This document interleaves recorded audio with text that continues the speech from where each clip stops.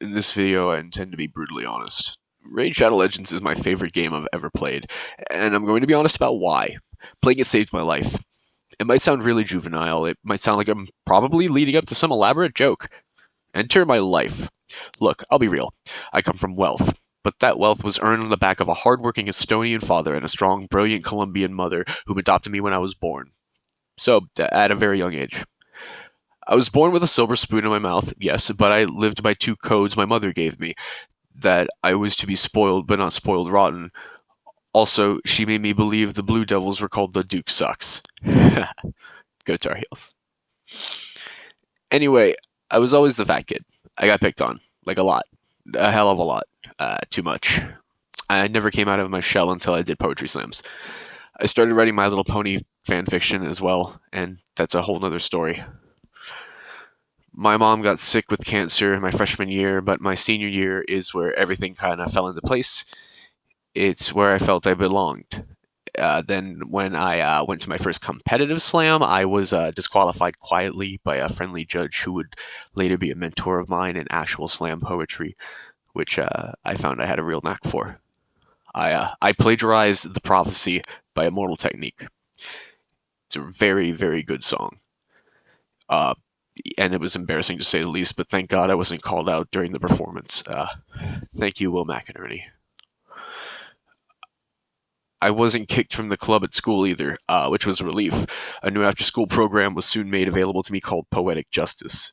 This would be the enrollment of a lifetime for me. I wrote two really good slam poems called Reasons, which is my best work, and it's about gay rights. I'm still proud of that one.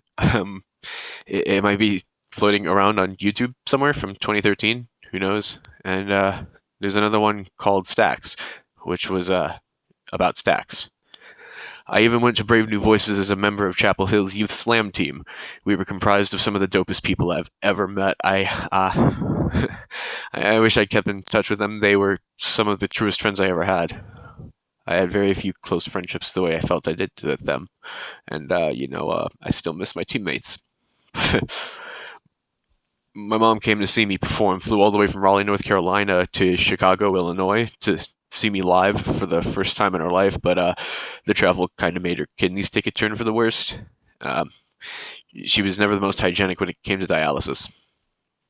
After the competition ended, I got home and my dad broke the news to me that my mom was in the hospital, and unlike other times, she um, might not make it. She did not.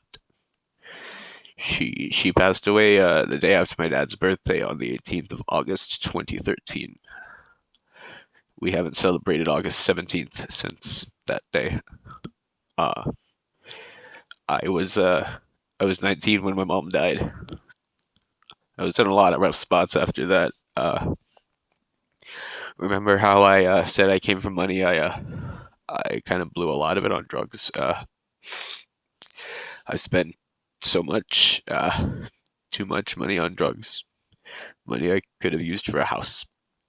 Money I could have invested and used to make a better life for the woman I love. Woman, woman I owe everything to.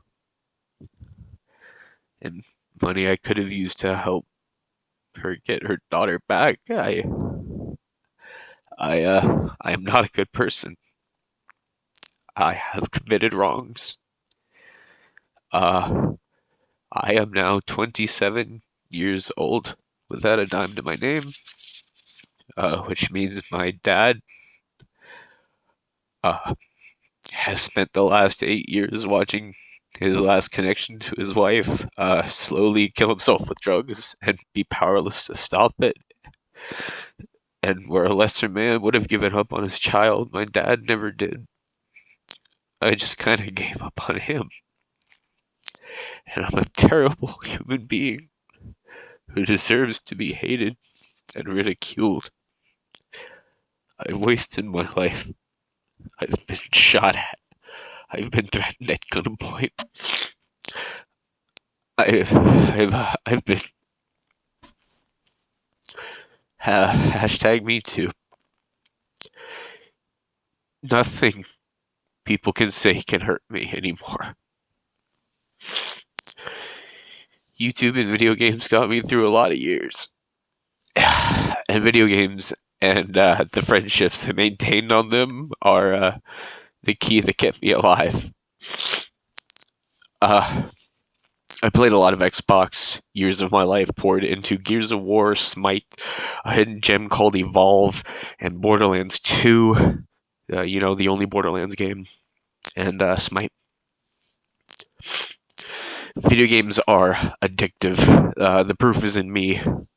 The only reason I was able to break my cycle of making money by any means necessary to spend it on my habits was because I was given time to relax and realize, hey, yeah, I used to be really fucking good at these things. Why are you a scrub now? The answer is obvious. Smite was a game I invested a lot of time into and quite a bit of money in my short 5 years of playing it. It's like League of Legends, except you have to actually aim your shots. Yeah, in other words, you can actually miss your damage if you suck, so get good. The concept of building was so new to me. I come from shooters, but not builders. Like, what the ukfa is a build, and what the hell is jungling? Either way, my Xbox that I've had since 2012, before my mom even passed away, has moved on to the great beyond, dead before Christmas of 2020. Along with what seems like so many cherished friendships, I no longer have the power to maintain easily. Otherwise, I have a hectic life and a slew of mental disorders from trauma and abuse. I feel I need to clarify, my parents were not abusive, and my laptop sucks. How bad does my laptop suck? I can't stream from it. That's a big let me tell you. Doesn't even have Microsoft Word. I have to go to my dad's house to use his computer to type up my chicken scratch handwriting so I can read it, because my handwriting is that of a literal crackhead who is clean and sober 2 months now. I promise. I'm taking antipsychotics. I may seem crazy, but that's the scary part. I play any video game, so I get advertised very aggressively with something called Raid Shadow Legends, and it's a meme. I know the game is a meme, but to me it's a fun one. Coming from Smite to a game like Raid was really nothing new. I played it and got so addicted to the game, I played it all throughout the remainder of my Christmas. I was even able to let the game play itself while I went to do a job. I build everyone around my favorite champions, Rector Drath and Foley. And any excess money that I was pumping into my habits was suddenly being pumped into a healthier one. And I love it. I love its community and want to give back to it. I want to give back to a game that gave me so much for so little.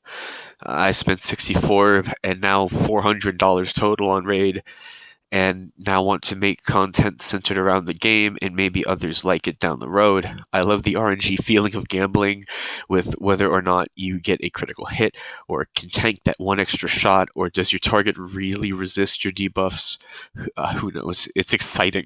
And every time the game plays, the camera rolls and a new story is presented to the player. Some people want to skip to the end, but I fall asleep watching Raid gameplay and listening to ASMR. It's an eat, sleep, and breathe experience to me that is ethereal and otherworldly, while drugs were temporary and left me feeling sick. My experience on the game is always different, and it's made me more confident in how I approach people in the world. For the first time in my life, I feel sure of myself because Raid Shadow Legends is sure of itself.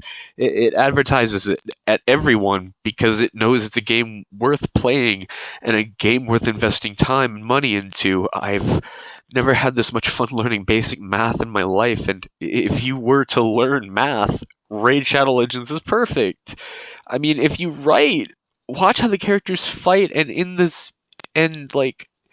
sacrifice to even the odds, and think of how your fight scene will go. I mean, if you draw the characters in the sprawling canvas of a game, they're so worthy of being depicted as just savagely or comedically or badassedly or adorable as you want. And new champions are always needed, so who knows, maybe your fanfiction OC can be a character in the game one day.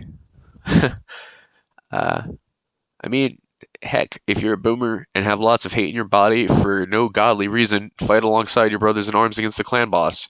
You don't need arms or legs to help your friends in the fight against the clan boss, the Lord of Demons. You need only your wits.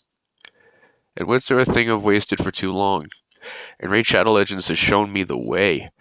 It doesn't matter if you're a living meme, as long as you know you're good enough to be played by someone.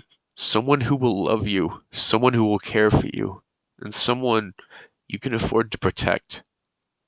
I love you, Kimmy. I am Rochi the Sly, and I approve this message.